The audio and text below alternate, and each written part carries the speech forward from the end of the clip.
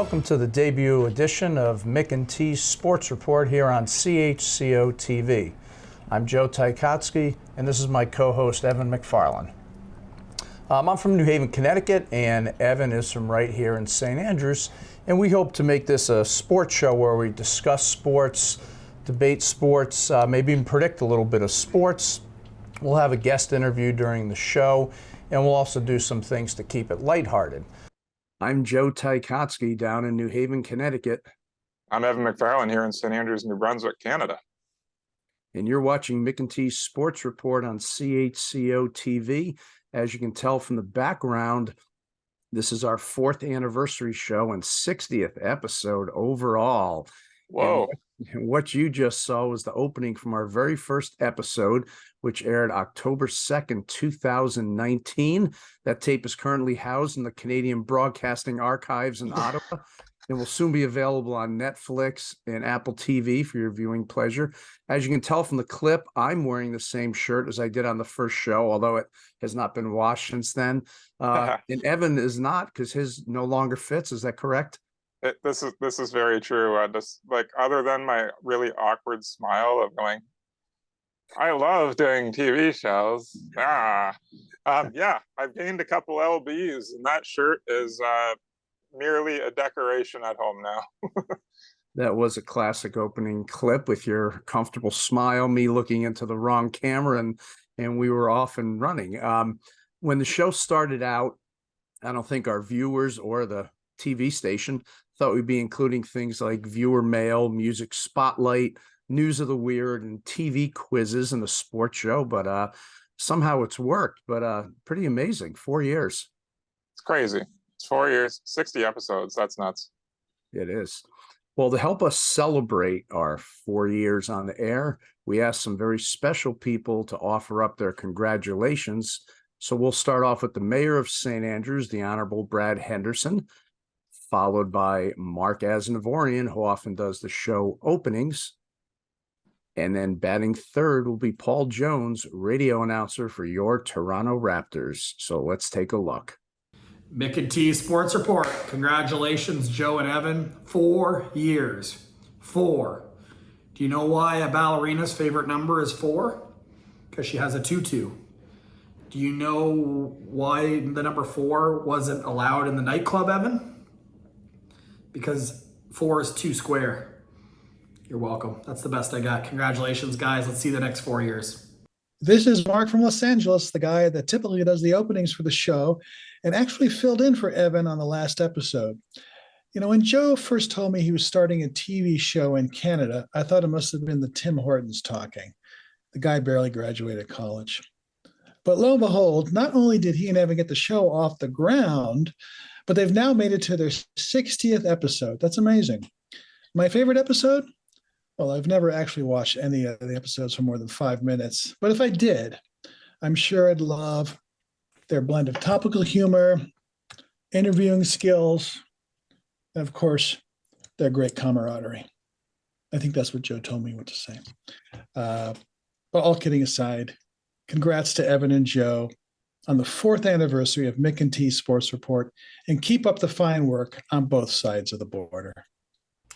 Paul Jones here, play-by-play announcer on the radio and pre- and post-game TV host of the Toronto Raptors, NBA champions, as you can see over my shoulder, in 2019.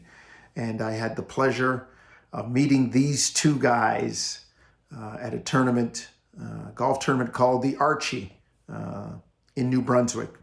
And I just want to congratulate Mc&T for their 4 years on the air with their sports report. Keep it going, guys. Keep informing the people and keep up the great work. And lastly, Laurel Curta, owner of the world-famous Gopher Museum in Alberta, who we interviewed a year or two ago, didn't send a video message, but she did one better by sending along this picture, which you can see right now, that she has on display at her museum for the next month or so. And this is amazing. If you look closely in the background of the picture, you can see Marcia, Cindy, and Peter from the Brady Bunch. And I know it was a little before your time, Evan, but there was an old episode where Joe Namath came on the show and played in their AstroTurf backyard at the house. So I think that was sort of an homage to the Bradys. That was pretty neat what you did for us. Oh, it's awesome. I was not aware of the relevance of the setup. I'm glad that you explained it to me for the scene to make sense. I just thought that was you and I tossing some pigskin around. That was a pretty cool setup she had there. Absolutely. Well, I was just up in St. Andrews earlier in the month for the second time in a month. This time was for the wedding of Amelia Welch. I had a great time at the wedding. Amelia looked beautiful, and as you know, she's just one of the nicest, most genuine people that we know, and she helped us out in our early days with the show. There's a picture of yours truly at the wedding with Amelia, along with Courtney Griffin and Trish Cheney. Yeah, so sort of neat to see her married. My second Canadian wedding.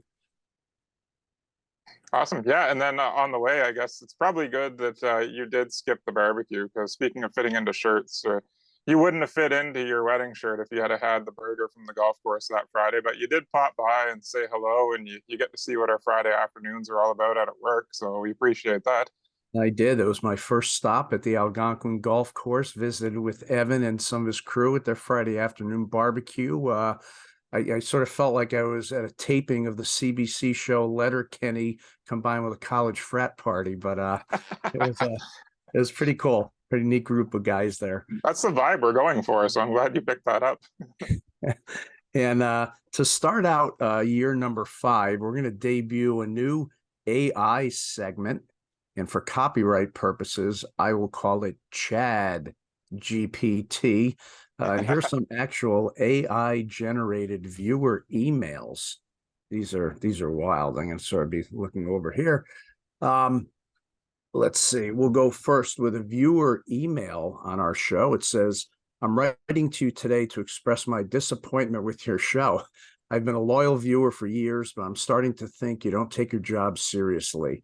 The show's supposed to be about the latest news and analysis on sports in Canada and the US, but lately it seems like you're more interested in making jokes and talking about your personal lives than you are about sports. Not saying you can't have some fun in the show. It's important to strike a balance, but right now you're leaning too far towards the entertainment side.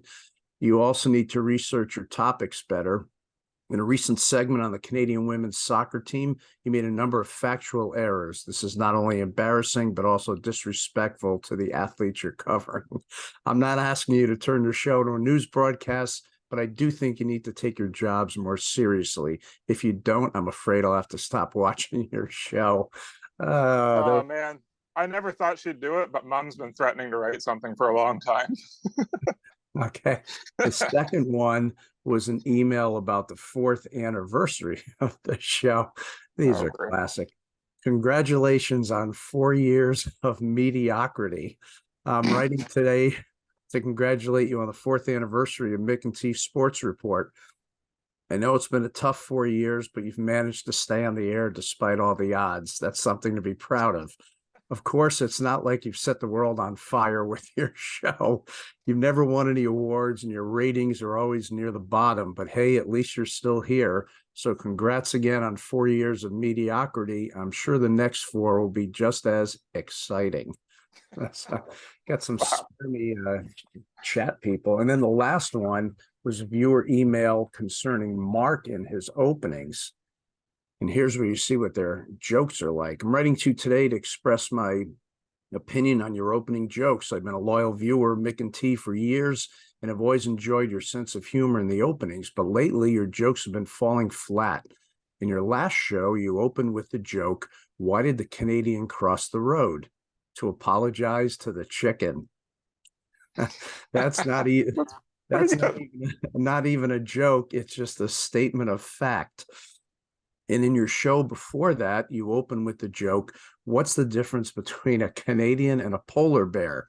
A polar bear has a better chance of surviving in the United States.'" Oh, That joke is not only old, but it's also offensive. Oh my goodness. I know you both are trying to be funny, but your jokes are just not landing. I'm not asking you to stop telling jokes, but Mark needs to try a bit harder, maybe take some comedy classes or read some books. Until then, I'm going to have to mute the opening of your show until everyone gets their act together.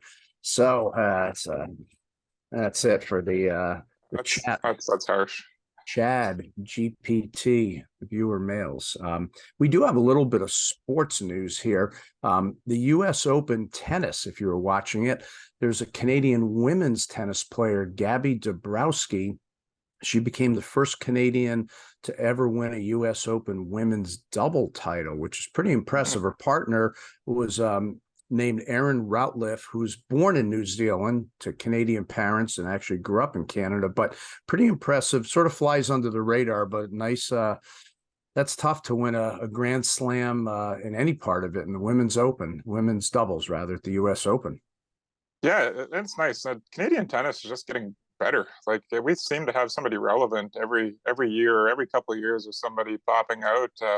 Unfortunately, our team's just been like injury riddled, is what it seems. We get somebody on the radar and they're doing really well, and then they get hurt and fall off. But the next in line for tennis has been really good, and there's been a lot of really random names that have popped up. But something's going on up here. It's something in the water.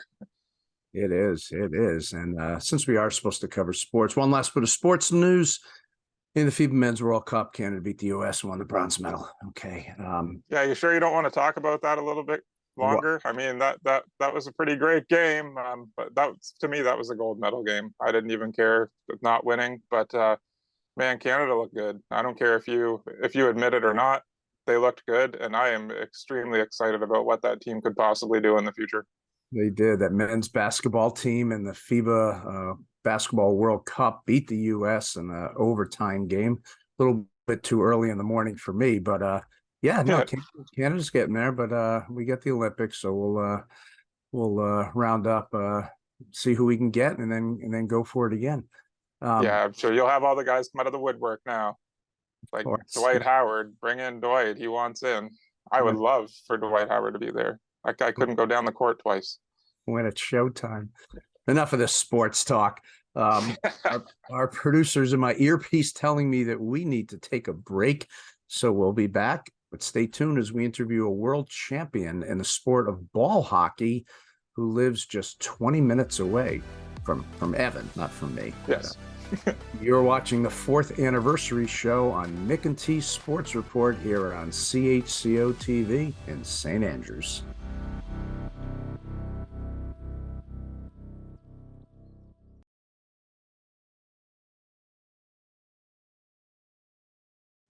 Welcome back to Mc&T Sports Report here on CHCO-TV.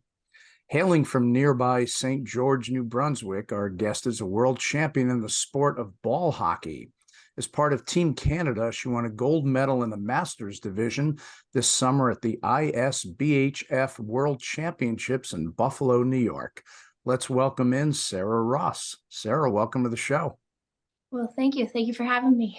Yeah, thanks for joining our list of gold medal people we've had on here, Joe. We're getting pretty good at this, you know. We had a curling and a women's soccer and so it's fun stuff. But all right, let's get rolling right away. Let's start with some background on you as well as the sport. What is the sport of ball hockey, and what are the major differences between that and ice hockey? It's pretty similar to ice hockey, except you're not on ice and you wear skates.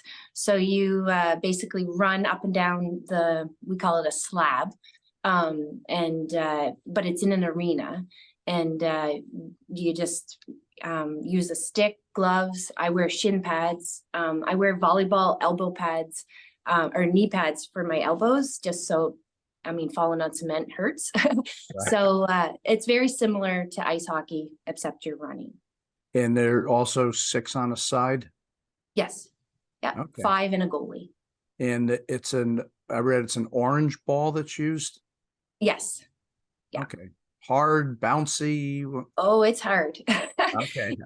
Yes. Lots of bruises. Now, you're in the Masters division. What's the minimum age to play in the Masters, and how old was the oldest player on Team Canada in the tournament? You have to be 35 and over to play for Masters, and the oldest player on our team was 50 years old. She was our captain, actually. Okay. Yeah. So, well, my age pretty much, right? Start training, Joe. Yeah. All right, Evan, what do you got? Yeah, I mean, Sarah, your last names are two very recognizable names for our area of Charlotte County. But maybe why don't you tell the viewers where you attended high school and college, and maybe what sports you played that brought you into the world of ball hockey?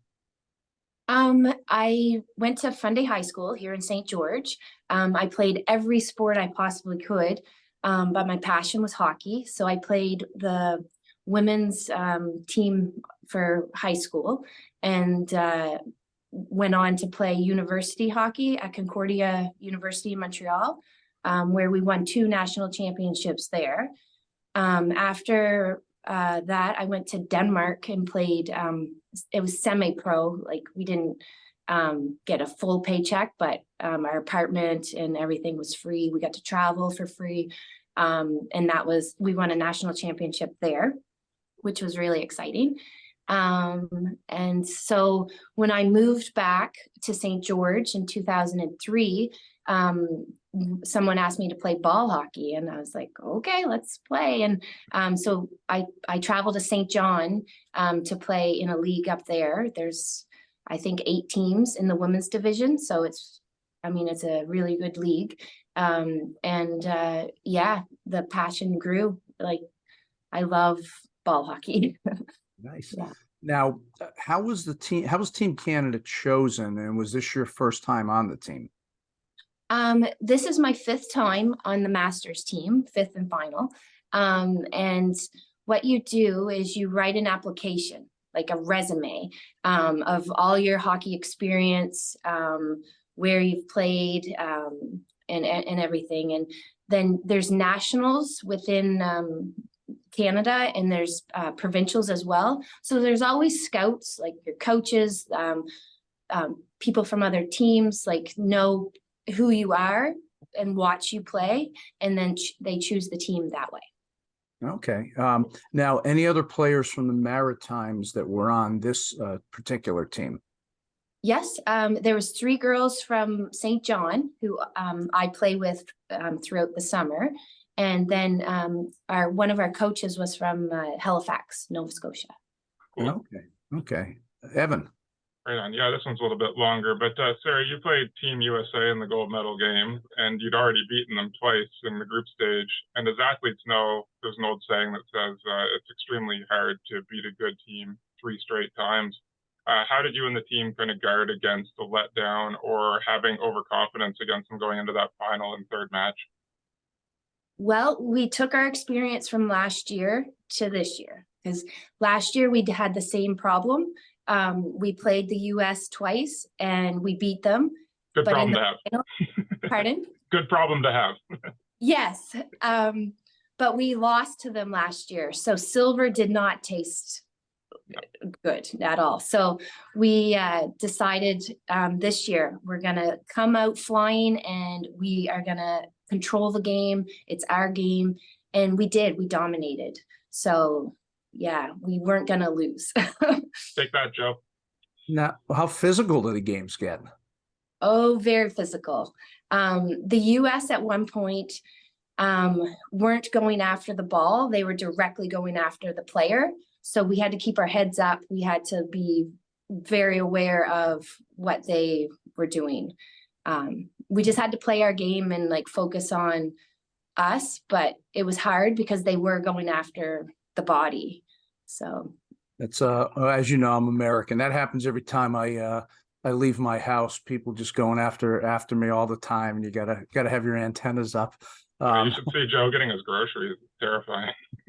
It is. It does get physical. Evan, you had another question? Yeah, absolutely. Sarah, the next nationals will be held in 2025. You currently have 4 gold medals, but any shot that you go for the one for the thumb, make it a full fistful? I don't think so. No. Yeah, it's a physical game, and You have to prepare beforehand and during, and it's, I'm playing against like 35-year-olds, which 10 years makes a huge difference, I find. I would if my body could, keep up and handle it, but I think it's time to move on. Although you mentioned to me before the interview that there's a chance that there's another division that they add that you may be interested in. Yes, so that's true.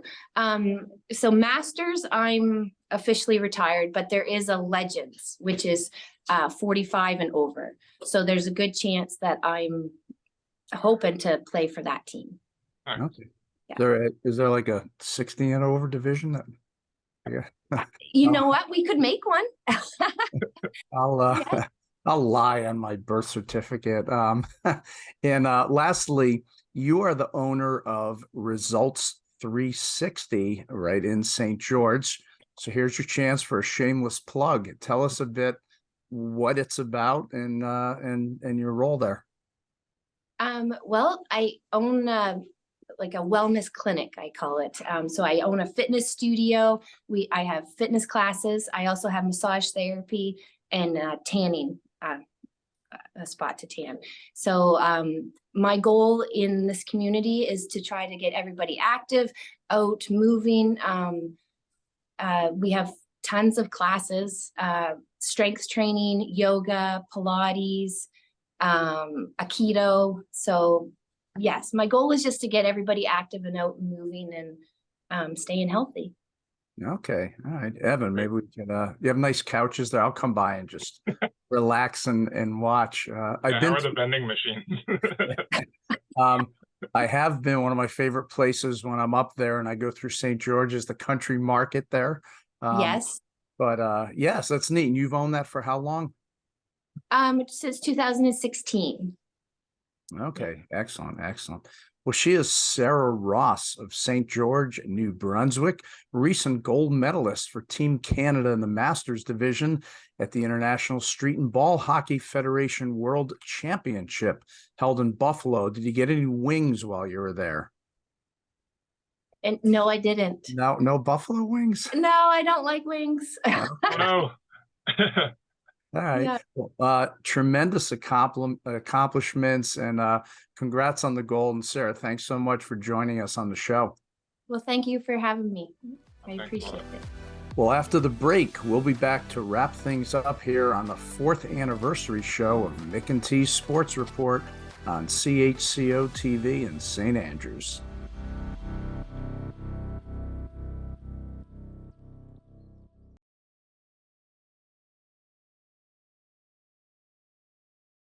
Welcome back to the final segment of the 4th anniversary show. Another background there of Mc&T Sports Report on CHCO-TV. And with all the commotion from the opening segment, I forgot to include one picture from my visit to St. Andrews earlier this month, my stop at the CHCO studios.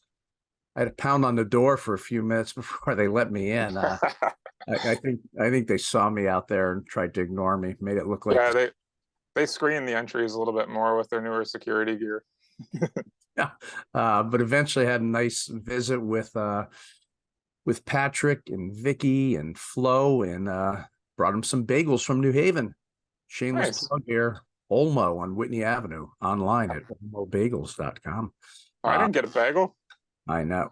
Well, you guys had enough food at your thing there. I didn't want to get overrun with everyone singing and bring enough. You got the winter run is yours. Okay, sounds good. Good save.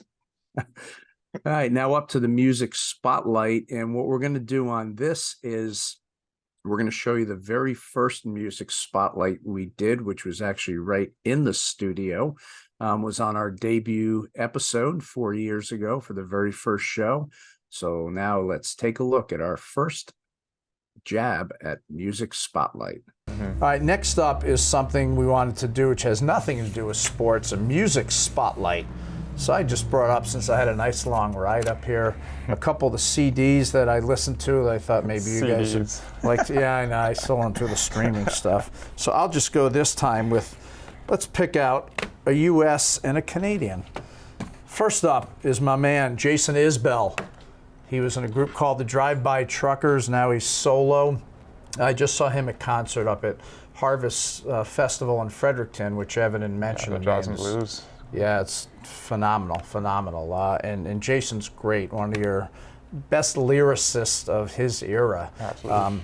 And a Canadian man who a lot of people here haven't heard of because he's from BC, Leroy Stagger, great singer-songwriter. You probably haven't heard of him. He's getting big. He's really good. I've seen him a few times in the States and once up here.